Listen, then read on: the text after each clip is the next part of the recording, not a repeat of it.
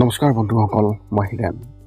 আজি এই ভিডিঅ'টো আগবঢ়াইছোঁ আপোনালোকক এই 2025 বৰ্ষৰ এপ্ৰিল মাহটোত এই দুই ৰাশি ব্যক্তিসকলে কেনেধৰণৰ ফলাফল লাভ কৰিব তাৰে সম্পূৰ্ণ তথ্য আপোনালোকক আগবঢ়াইছোঁ। প্ৰথমে মোৰ এই চেনেলটো ছাবস্ক্ৰাইব কৰি ল'ব, যাতে মোৰ পিছৰ ভিডিঅ'বিলাক আপোনালোকে সহজে লাভ কৰিব পাৰে। লগতে মোৰ ভিডিঅ' যদি ভাল লাগে তেন্তে লাইক আৰু শ্বেয়াৰ কৰিব, কমেণ্ট কৰি আপোনালোকৰ মনোভাৱ প্ৰকাশ কৰিব। এতিয়া আহোঁ মূল বিষয়লৈ। সৰ্বপ্ৰথম পাৰিবাৰিক জীৱনৰ ক্ষেত্ৰত এনেধৰণৰ।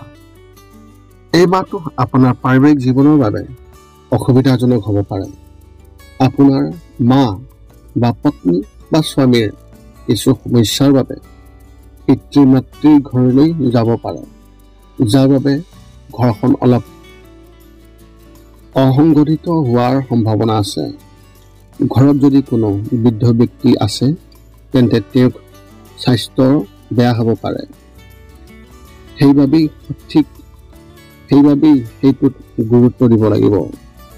যদিও ঘৰৰ সকলো শান্তিপূৰ্ণ আৰু সুখী হ'ব আৰু কোনো ধৰণৰ সমস্যা নহ'ব, কিন্তু মাহৰ তৃতীয় সপ্তাহত আপোনাৰ ঘনিষ্ঠ কোনোবা এজনৰ লগত মতানৈক্যৰ সৃষ্টি হ'ব পাৰে। যদি আপুনি শীতল মন এটাৰে আগবাঢ়ি নাযায় তেন্তে এই পাৰ্থক্যবোৰে ভৱিষ্যতে এটা ডাঙৰ সমস্যাৰ সৃষ্টি কৰিব পাৰে। ব্যৱসায় আৰু চাকৰিৰ ক্ষেত্ৰত এনেধৰণৰ।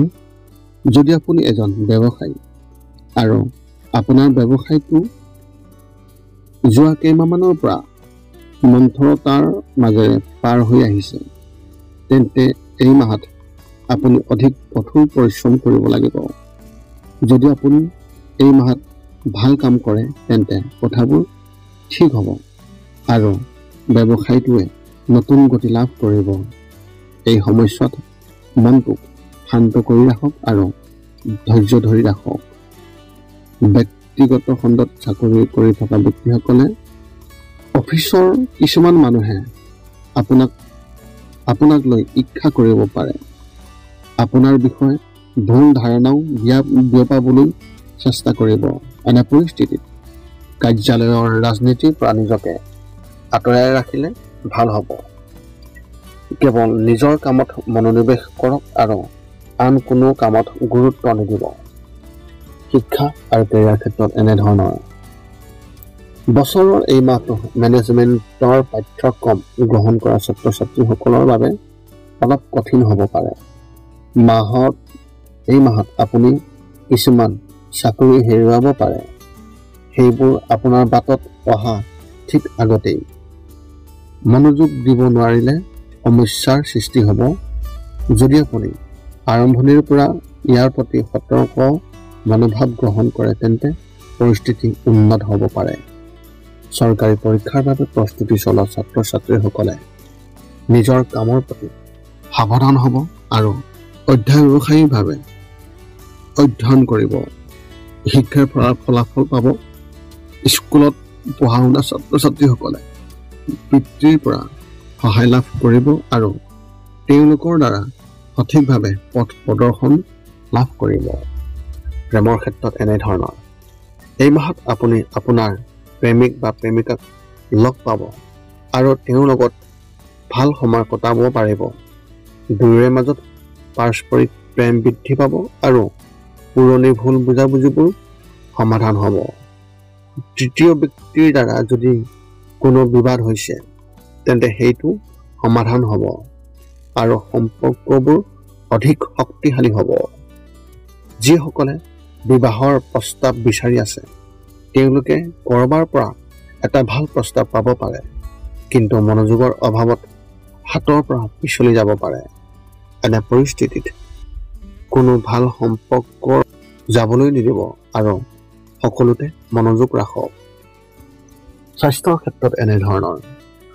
মাহৰ দ্বিতীয় সপ্তাহত পেশীৰ গঠনতাৰ সমস্যা হ'ব পাৰে।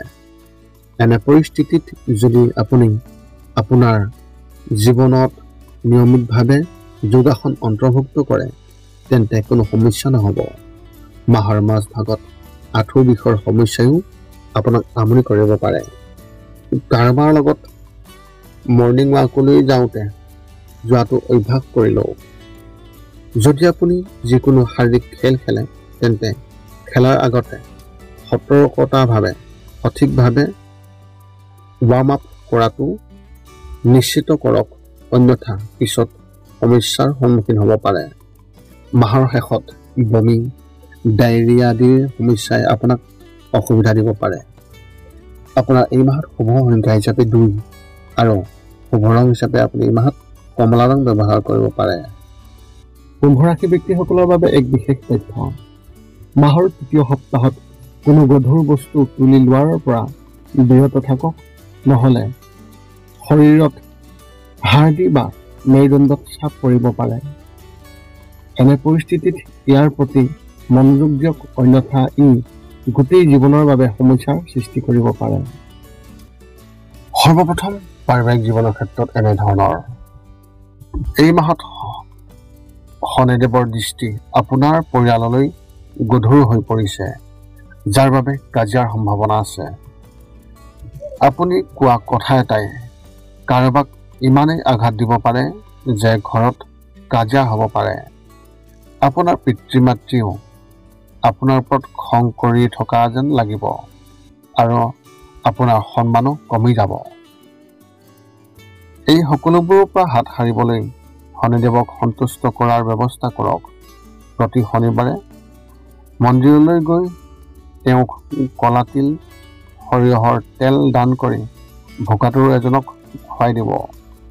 ইয়াৰ ফলত পৰিস্থিতি উন্নত হ'ব। ব্যৱসায় আৰু চাকৰিৰ ক্ষেত্ৰত এনেধৰণৰ। এই মাহটো আৰ্থিক অৱস্থাৰ ক্ষেত্ৰতো ভাল নহয়।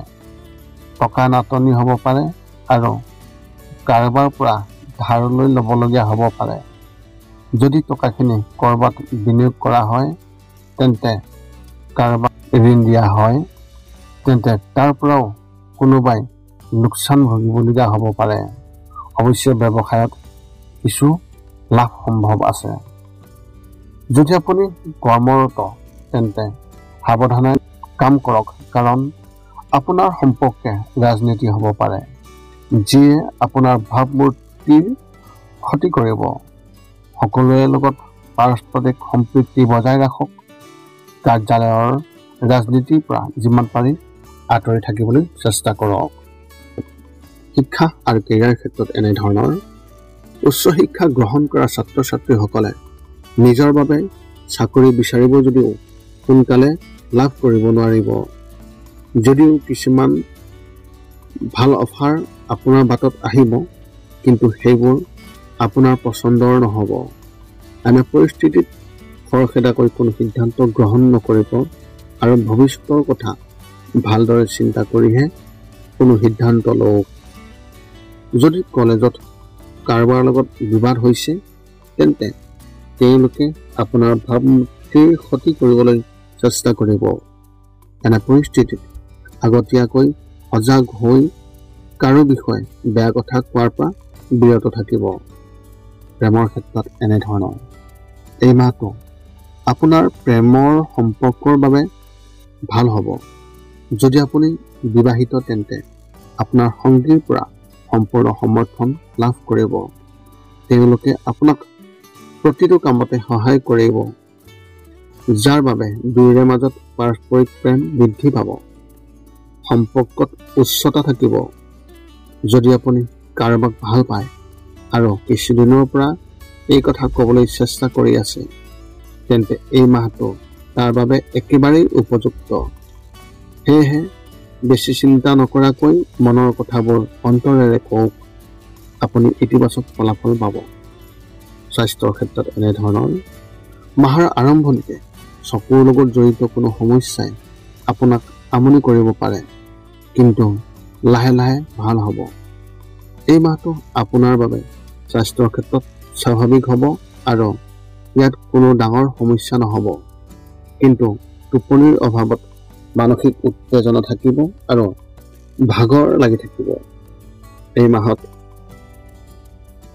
এই সমস্যাৰ পৰা হাত সাৰিবলৈ যদি আপুনি শুই উঠাৰ আগতে কিছু সময় ধ্যান কৰাৰ অভ্যাস গঢ়ি তোলে, তেন্তে আপুনি ভাল ফলাফল পাব। গতিকে শুই উঠাৰ আগতে কোনোবা সময়ত কমেও 15 পৰা 20 মিনিট সময় শান্ত মনেৰে ধ্যান কৰাৰ অভ্যাস গঢ়ি তোলক। আপোনাৰ এই মাহত শুভ সংখ্যা হিচাপে 4 আৰু শুভ ৰং হিচাপে আপুনি এই মাহত আকাশী ৰং ব্যৱহাৰ কৰিব পাৰে।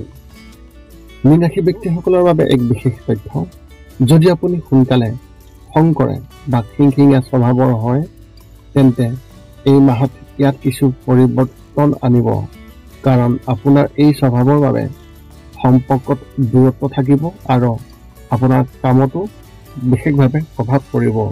এতিয়া আপুনি সকলো তথ্য লাভ কৰাৰ পিছত এই 5টা কাম কৰিবলৈ আপুনি যিমান পাৰে চেষ্টা কৰক। সৰ্বপ্ৰথমটো হৈছে আপুনি আপোনাৰ শৰীৰটো সুস্থ কৰি ৰাখিবলৈ দৈনিক যোগাসন কৰক, য'ত মূলতঃ 10 মিনিটৰ বাবে ওমকাৰ মন্ত্ৰ, 10 মিনিটৰ বাবে কপালভাতি আৰু 10 মিনিটৰ বাবে অনুলোম বিলোম। ইয়াৰ লগে লগে আপোনাৰ শাৰীৰিক আৰু মানসিক স্বাস্থ্য একেবাৰে নিখুঁত হৈ থাকিব। 2 নম্বৰটো হৈছে ৰাতি শোৱাৰ আগতে নিস্তব্ধ আৰু নিৰ্জন ঠাইত 10 পৰা 20 মিনিট ধ্যান কৰিব লাগে। ইয়াৰ দ্বাৰা 2টা উপকাৰ পোৱা যায়। এটা হ'ল আপুনি ভাল টোপনি পাব আৰু দ্বিতীয়টো হৈছে পিছদিনা আপুনি সতেজ অনুভৱ কৰিব। ধ্যান কৰি থাকোঁতে মধ্যমীয়া শব্দৰ শান্ত সংগীতো আপুনি শুনিব পাৰে।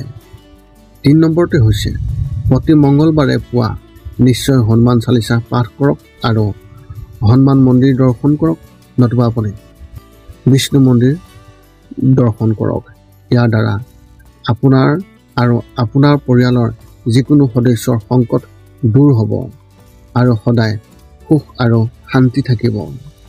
4 নম্বৰটো হৈছে ঘৰৰ বাহিৰত গৰু আৰু কুকুৰক প্ৰতিদিনে আপুনি পাৰিলে খাদ্য খুৱাব লাগে। খাদ্য খোৱা আৰু যদি পাৰে চৰাই চিৰিকটি আদিকো খাদ্য আৰু পানীৰ যোগান ধৰক। এই পৃথিৱীখন যিমান আমাৰ সিমানেই সিহঁতৰো। নিতৌ ইহঁতক খুৱাই আমি তেওঁলোকৰ পৰা এক আশীৰ্বাদ লাভ কৰিব পাৰোঁ আৰু আমাৰ ওপৰত থকা গ্ৰহবোৰৰ কুপ্ৰভাৱ দূৰ হ'ব। সদশেষত 5 নম্বৰটো হৈছে আপুনি পাৰিলে মাজে মাজে চৌপাশৰ দুখীয়া ব্যক্তিসকলক আপুনি পাৰিলে সহায় কৰক আৰু ভোকাতুৰ ব্যক্তিসকলক আপুনি পাৰিলে খুৱাবলৈ চেষ্টা কৰক। এয়া আছিল এই 2025 বৰ্ষত এপ্ৰিল মাহত লাভ কৰিবলগীয়া সম্পূৰ্ণ ৰাশিফলৰ বৰ্ণন। যদি আপোনাৰ মনত এতিয়াও জ্যোতিষ সম্বন্ধীয় কিবা প্ৰশ্ন আছে তেন্তে আপুনি আমাক এই ভিডিঅ'ৰ তলত কমেণ্ট কৰি আপোনালোকৰ প্ৰশ্ন আমাক অৱগত কৰাওক আৰু আমি আপোনালোকৰ প্ৰশ্নৰ উত্তৰ আমি সকলো সময়তে দিবলৈ আমি সকলো সময়তে সাজু আছোঁ। যদি মোৰ ভিডিঅ'টো ভাল লাগিল তেন্তে লাইক, শ্বেয়াৰ, কমেণ্ট কৰিব আৰু এই চেনেলটোৰ লগত সম্পৰ্ক বজাই ৰাখিবলৈ আপুনি চেনেলটো ছাবস্ক্ৰাইব কৰি দিব, যাতে আমি পুনৰ লগ পাওঁ অন্য এটা ভিডিঅ'ত এই চেনেলৰ জৰিয়তে। পুনৰ লগ পাম অন্য এটা ভিডিঅ'ত। আজিলৈ ধন্যবাদ।